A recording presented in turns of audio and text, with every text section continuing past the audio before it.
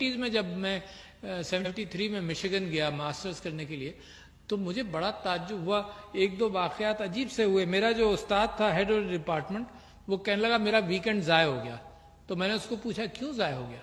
کہنے لگے اس وجہ سے ضائع ہو گیا کہ میں اپنے باپ کو ایک اولڈ ہوم سے دوسرے اولڈ ہوم میں جا کر میں نے اس کو ٹرانسفر کیا. اور میری آنکھیں پھٹی کی پھٹی رہ گئیں کہ 73 میں جب وہ زمانہ آ رہا تھا کہ اس نے کہا کہ میرا ویکنڈ ضائع ہو گیا کیونکہ میں نے اپنے باپ کی یہ خدمت کر دی. برٹرن رسل نے ایک کتاب لکھی تھی, اب مجھے اس کا صرف ٹائٹل یاد رہ گیا کیونکہ 60s میں نے پڑھی تھی, marriage and morals in society. اور اس نے یہ کہا تھا کہ یہ زمانہ جس انداز سے آ رہا ہے اس میں اقدار جو ہیں وہ پیچھے چلتی چلی جائیں گی, ہر شخص انڈیپینڈنٹ ہو جائے گا اور اپنی زندگی میں اور اپنی آمدنی میں اتنا پھنس جائے گا کہ ہر چیز, شادی, خاندان, یہ سب چیزیں چیلنج ہو جائیں گی. ہو چکی ہیں. پاکستان کے اندر ایک قانون پاس کرنا پڑا, ذرا دیکھیے نا, مطلب وہ زمانہ بھی آ گیا. پاکستان کے اندر ایک قانون پاس کرنا پڑا جو 8-10 مہینے پہلے پاس ہوا. اس کے اندر یہ تھا کہ اگر کوئی اولاد اپنے ماں باپ کی قدر نہ کرے, ان کو ان کے گھر سے نکالے یا ایسی کوئی کیفیت پیدا ہو تو اسٹیٹ بیچ میں جائے گی. یہ تو معاشرے کا کام تھا.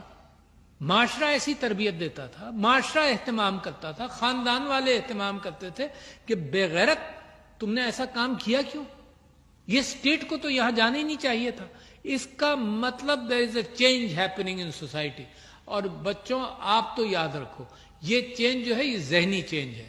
اس کو چینج کرنے کے, اس کو ٹھیک رکھنے کے لیے دیکھو کمائیں, محنت کریں, کوئی اس چیز سے نہیں روک سکتا. مگر جب محبتوں کو نکال دو گے اپنی ریلیشن شپ سے تو خود بھی پریشان رہو گے, خود بھی سٹریس میں رہو گے اور معاشروں کے اندر وہ تناؤ پیدا ہوگا کہ اپنا میں اکیلا میں زندگی گزار سکتا ہوں. نتیجہ کیا ہے؟ Let me mention to you something which came to my knowledge only about 1 or 2 months ago, اور میں نے اسمبلی کے اندر جو تقریر کی اس کے اندر بھی اس بات کو شامل کیا. اتنا سٹریس ہے سوسائٹی میں, اتنی پریشانی ہے سوسائٹی میں کہ فگرز ہی نہیں تھے کوئی. تو human rights commission of Pakistan نے فگر دیا کہ 24% لوگ ایک وقت میں کسی پریشانی میں موجود ہیں جس کو سٹریس کہتے ہیں. یہ دوسری بات ہے کہ اگر اس پریشانی میں ان کو گھر میں لوگ شیئر کر لیں, گھر میں دیکھو جوائنٹ فیملی میں ایک خوبصورتی تھی, گھر میں لوگ شیئر کر لیں. جب اکیلا ہو جاتا ہے تو کسی سے شیئر بھی نہیں کرتا, گھر میں لوگ شیئر کر لیں تو وہ پریشانی کم ہو جاتی ہے. لہٰذا آج کل میں پھر اس بات پر محنت کر رہا ہوں, جیسے مسز سمینہ علوی نے بریسٹ کینسر کو فوکس کر کے 3-4 چیزوں پر لائے. میں بھی یہ کوشش کر رہا ہوں کہ یہ جو سٹریس ہے معاشرے میں اس کو قابو کیا جائے. مگر ایک فگر اس میں اور بھی بڑا الارمنگ تھا. وہ الارمنگ یہ تھا کہ کالج گوئنگ اسٹوڈنٹس اور اساتذہ کے لیے یہ انفارمیشن ہے کہ 60 to 80% of college going students are under stress.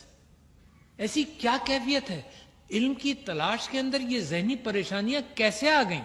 یہ کیسی مشین ہے جس پر ہم نے ان کو ڈال دیا, جس کے اندر یہ مسلسل بھاگتے رہے اور دماغی تناؤ کے اندر مبتلا ہو. نتیجہ کیا ہے؟